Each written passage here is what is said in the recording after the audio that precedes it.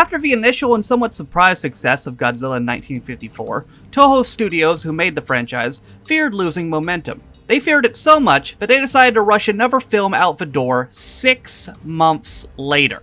That film ended up being Godzilla Raids Again, where Godzilla comes back to life. Well, not really, it's actually just a different Godzilla monster, but it's the exact same species and looks exactly like the first Godzilla, so screw it, let's just call it Godzilla again. This movie is strange, because despite being released again only 6 months after the first film, it was somehow out of touch with mostly everything that made the first film great. Instead of an intimidating and dominant monster at the forefront of this movie, Godzilla kinda took a backseat to the human plot. These humans weren't nearly as interesting as the first movie's humans either, because instead of taking the events around them serious, they seemed more about just laughing and having a good time and making bad jokes and becoming alcoholics. It's almost like they watched the first film and said, it's not funny enough, let's try to make it funnier. But of course Godzilla can't be funny, he's Godzilla, we'll leave that for later movies. For now, let's just make the humans funny. They weren't really that funny, and that was unfortunately part of the problem. One thing this movie did do well though, was introduce another kaiju, called Anguirus, finally giving Godzilla a worthy adversary.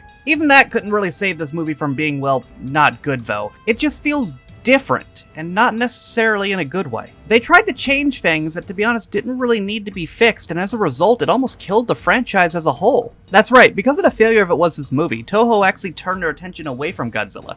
And who knows, maybe had it not been for the third film, which came out in 1962, we'll talk about that in a little bit, maybe they wouldn't have put their attention back on Godzilla. Maybe this freaking movie would have killed the whole franchise. Or maybe it's not that deep, who knows. But despite how different this film was, I actually found myself enjoying it. There's just something about the weirdness of it that drew me in a little bit. Regardless of that though, it was definitely a huge step back from the first movie. But we're not going to talk about the first movie. We're going to talk right now about its very weird sequel, Godzilla Raids Again. So the film starts with two pilots, Tsukioka and Kobayashi. They work for a tuna company and they're hunting for schools of fish.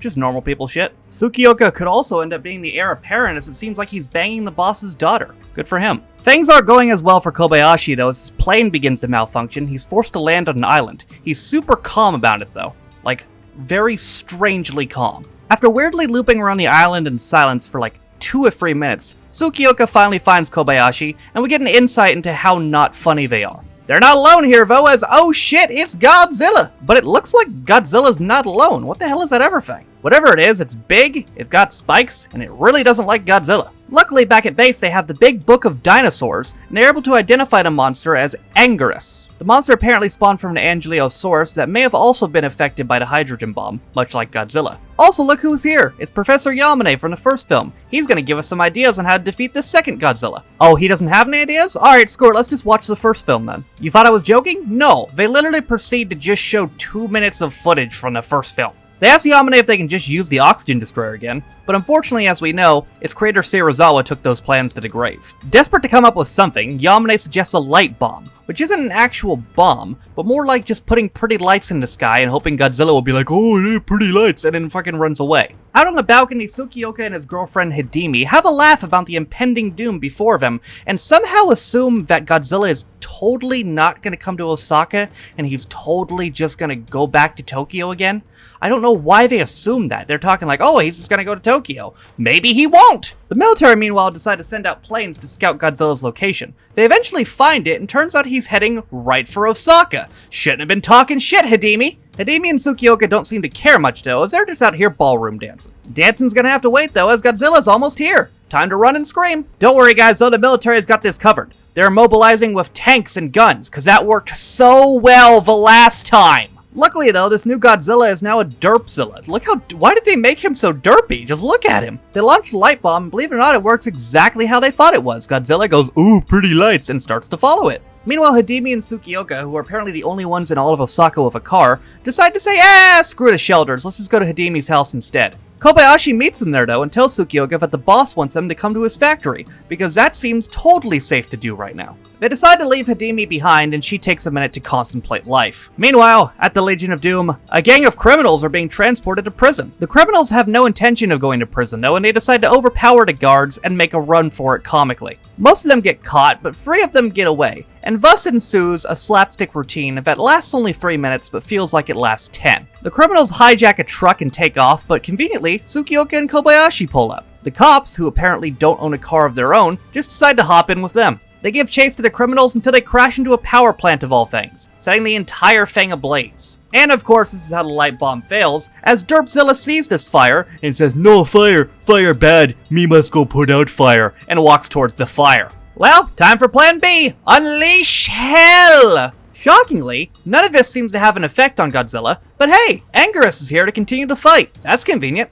And then they proceed to fight for a while. And I mean a while. And I will tell you what, it is hilarious. Just look at this. It looks like they put the fighting at like 500 speed. These two motherfuckers are supposed to be big fucking slow giants, and they're going a million miles per hour at each other. There's also a slapstick routine during this where 3 of the criminals who also got away are running away from the fight, and then they eventually end up in a subway, and they think they're safe, but then Godzilla and Anguirus flood the subway, and then they just die. They just straight die. Anyway, after about 10 minutes of battle, Godzilla gets the upper hand and goes for the throat. Literally. Godzilla bites Anguirus to death and then decides to set him and the rest of the city on fire just for the sole purpose of being a dick. Hidemi, meanwhile, sees this all from the comfort of her home and decides to take another few seconds to contemplate life. So yeah, all of Osaka is destroyed, but very, very weirdly, everyone's like super cheery about it. Like, I'm serious, they're just like talking about where their new jobs are going to be, and they're cracking jokes,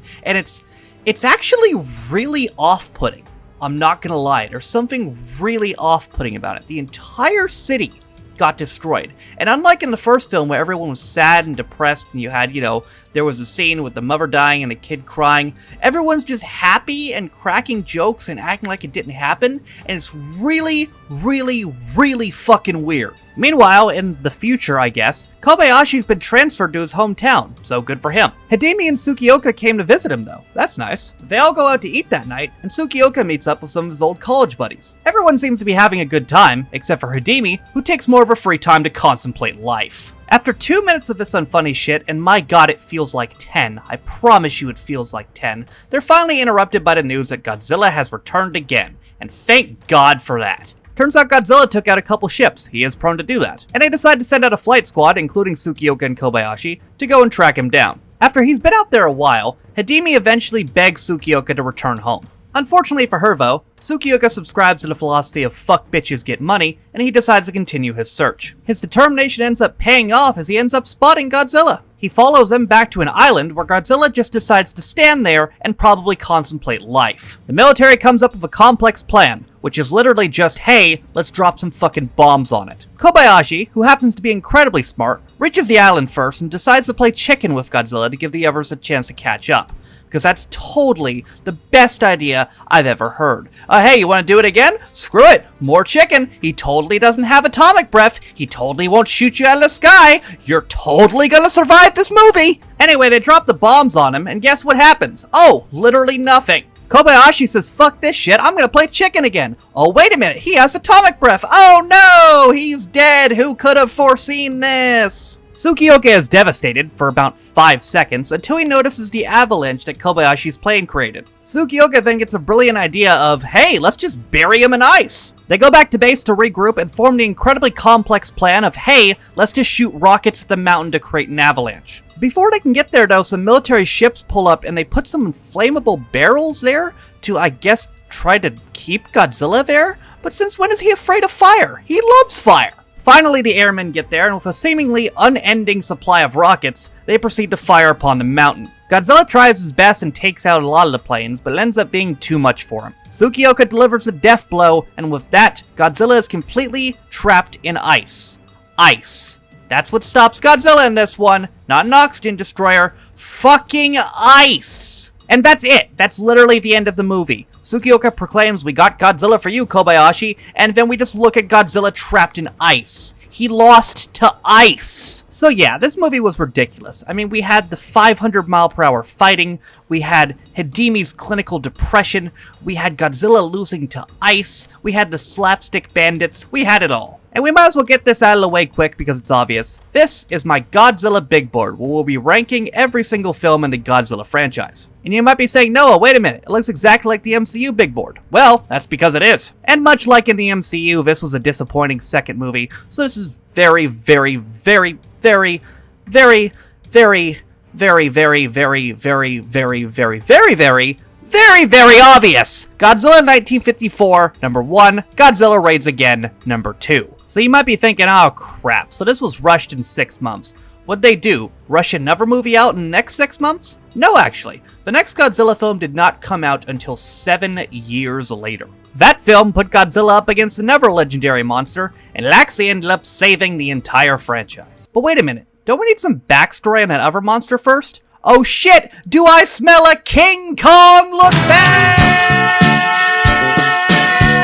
But in conclusion, this film is silly. Not necessarily a bad kind of silly at all points. Again, it is somewhat entertaining, but it's also just really strange, and the tune change from the first movie is also just incredibly weird. I think had they just, stuck with what worked, instead of trying to insert comedy where it wasn't needed, this could have been a really good film. And also if, they had taken more than 6 months to work on it. But for now, ladies and gentlemen, that is it for me. You will see me back on this channel on March 7th for our 3rd MCU look back, this time at Iron Man 2, which is also not a very good film, but at least it's better than this film. Thank you guys for all the support on all these videos so far. I appreciate you guys. Thank you to all 36 of my patrons who support both my channels. You're all named in the description. And with that being said, my name is Noah Taff, and this has been my Godzilla look back at Godzilla Raids Again. I will see you guys next time.